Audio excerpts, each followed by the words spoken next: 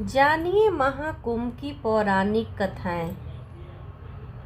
श्री गोपाल दत्त शास्त्री महाराज, जो रामानुज संप्रदाय के आचार्य हैं, ने एक लघु पुस्तिका कुंभ महात्म्य के नाम से लिखी है, जिसमें कुंभ पर्व की प्रचलित 3 कथाएं शीर्षक से जिन कथाओं का उल्लेख किया गया है उनमें सर्वोपरि महत्ता समुद्र मंथन से संबंध कथा को मिली है, पर अन्य कथाओं को भी उपेक्षा नहीं की जा सकती है। कर्म यह दिया गया है। नागा साधुओं के बारे में 12 जानकारी। महर्षि दुर्वासा की कथा, कटुविंता की कथा, समुद्र मंथन की कथा। पहली कथा इंद्र से संबंध है, जिसमें दुर्वासा द्वारा दी गई दिव्य माला का असहनीय अपमान हुआ।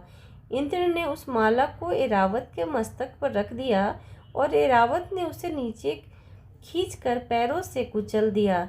दुर्वासा ने फलतः भयंकर शाप दिया, जिसके कारण सारे संसार में हाहाकार मच गया।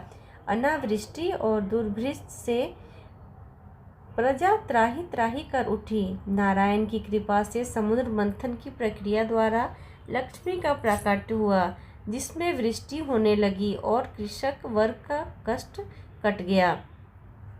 अमृत पान से वंचित असुरों ने कुंभ को नागलोक में छिपा दिया, जहां से गरुड़ ने उसका उद्धार किया, और उसी संदर्भ से क्षीर सागर तक पहुंचने से पूर्व जिन स्थानों पर उन्होंने कलश रखा वे भी कुंभ स्थलों के रूप में प्रसिद्ध हुए।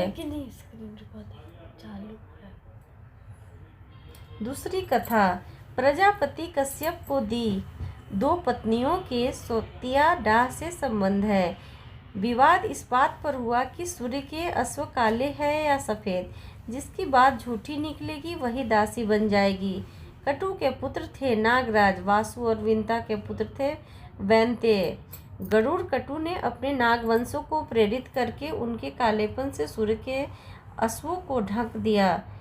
फलतः विंता हार गई। दासी के रूप में अपने को असहाय संकट से छुड़ाने के लिए विंता ने अपने पुत्र गरुड़ से कहा, तो उन्होंने पूछा कि ऐसा कैसे हो सकता है। कटु ने शर्त रखी कि नागलोक से वासु की रक्षित अमृत कुंभ जब भी कोई ला देगा, मैं उसे दासत्व से मुक्ति दे दूंगी।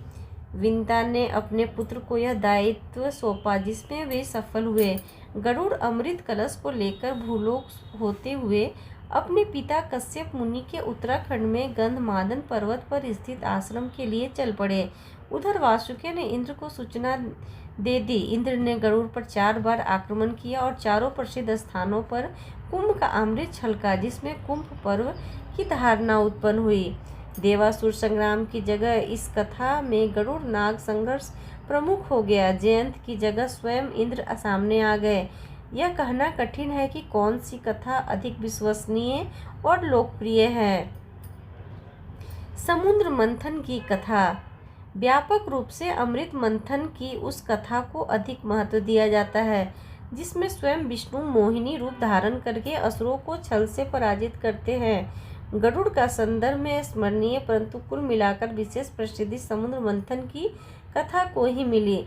दुर्वासा की कथा में भी समुद्र मंथन का प्रसंग समाहित है, इसलिए भी उनका मूल्य बढ़ जाता है। कश्यप की संततियों का पारंपरिक युद्ध देवासुर संग्राम जैसा प्रभावी रूप ग्रहण नहीं कर सका, यद्यपि उसकी प्राचीनता संदिग्ध नहीं है। गरुड़ की महत्ता विष्णु से जुड़ गई है और वासुकी रूप में नागों को संबंध शिव से अधिक माना गया। यहाँ भी शैव वैष्णव भाव देखा जा सकता है, जो बड़े द्वंद्वात्मक संघर्ष के बाद अंततः हरिहरात्मक ऐक्य ग्रहण कर लेता है। समुद्र मंथन और अमृत कुंभ। समुद्र मंथन एक ऐसी कथा है जिसके पौराणिक रूप के भीतर जीवन का रहस्य निहित है। उसे सृष्टि कथा से भिन्न दार्शनिक स्तर पर तत्व कथा कहा जा सकता है। सहस्त्र वर्षों से सुदीर्घ अनुभव को अद्भुत प्रतीकात्मक भाषा प्रदान की गई है, जिसमें द्वंद्व और संघर्ष की कठोर भूमिका अपनाई गई है। उसके मनोगत यथार्थ का शाश्वत रूप भी प्रतिबिंबित हुआ है। यह कथा महाभारत के अंतर्गत अध्याय 17 और 18 में दी गई है तथा उनके पुराण ग्रंथों में वर्णित है।